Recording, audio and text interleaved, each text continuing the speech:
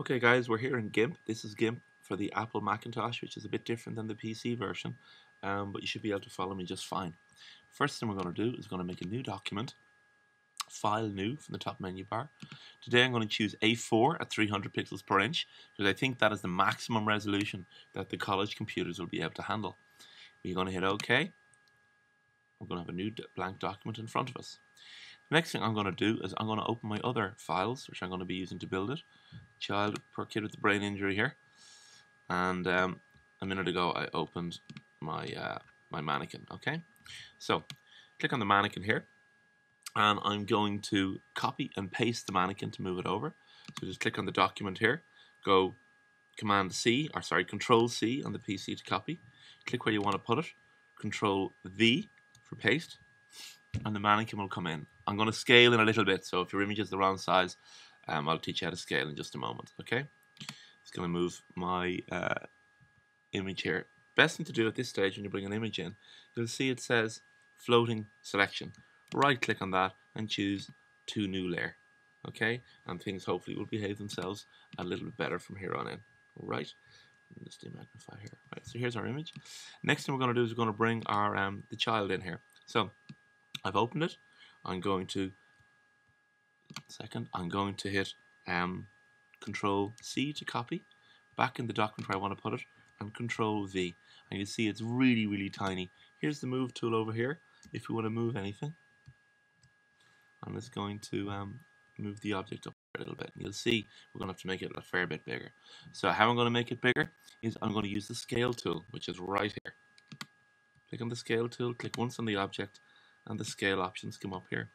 Now you can choose, say, percentages here, and you can bang in a percentage you want the image to be larger, okay? Or just as easy, or maybe easier for you guys, is just to grab the corner of it here and make it larger, okay?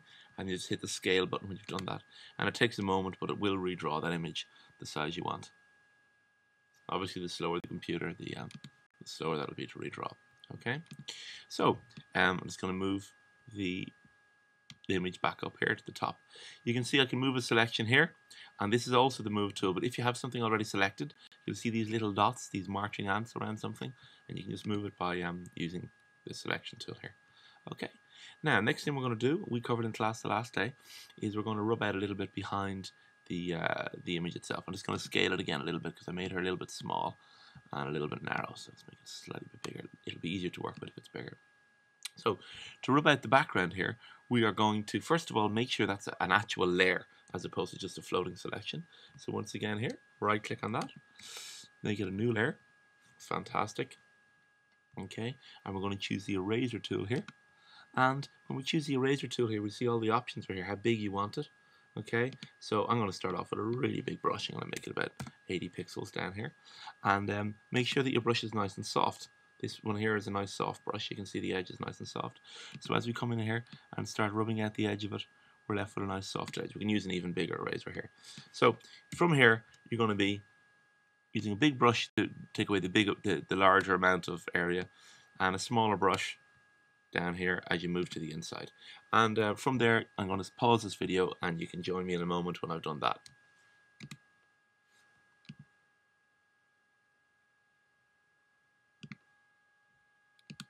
So now we've removed the rubbish, most of the rubbish from around the kid's head. There's a few other little bits and pieces here we can take off. Excuse me. By rubbing around there with the eraser, it's pretty much starting to sit where we want it to sit. So what we need to do, if you want to move something into the right place, when you choose the move tool, just be sure you choose this first option over here. And you click on the move tool. So watch this, move tool here, first option here, and that allows you to move things nice and easily without any errors. All right. Next thing we need to do is, if you'll notice, when we turn on and off the layer over here, there's a little bit of the mannequin's head still showing behind the child. So turn off the layer, boom, click on the background layer here, which is the mannequin itself, and we're going to choose this tool here, okay, which is the clone tool, not this one here, okay. It's a big rubber stamp. We choose this here, and we're going to choose a nice big brush. Okay, I'm going to choose a pretty huge brush here. The opacity for me this time is 100%. The size is going to be 200, and it's a nice soft brush. Now what the hell is that about? Well, that is a fantastic tool. It means that we can click on the Mac, it's control click. I think it's the same on the PC. Control click to define the starting point. Okay, and that means we can draw from one point over to the other. So control click here, and then we draw over her eye here. It'll actually draw this piece of background over the mannequin's eye. So nice and carefully, you can end up with a simply vanishing background. Okay, you have to be careful when you're doing this because it can get a bit blurry, but in our case, blurry is good because the background is kind of a soft grayed out color. So every time, click and work over it.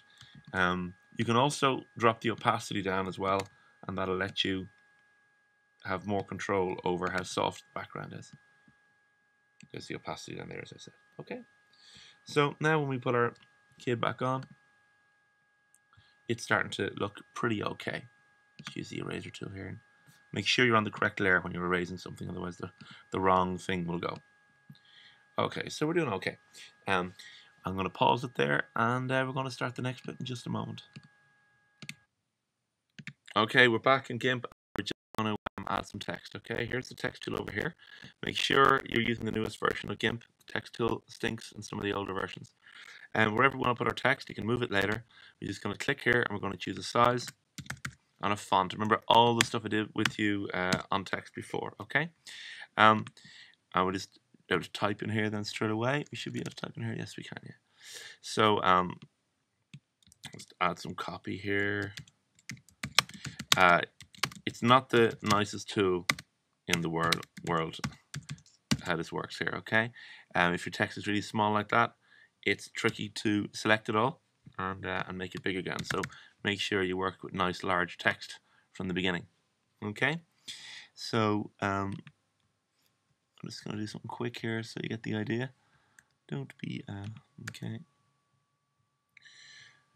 Right. Don't be a dummy daddy, obviously just as important. So and just once again, it's going to click on the text tool here and put a smaller bit of text underneath it. And I'm just going to paste my text in there so I don't bore you to death. Okay, and it's not remembering my text.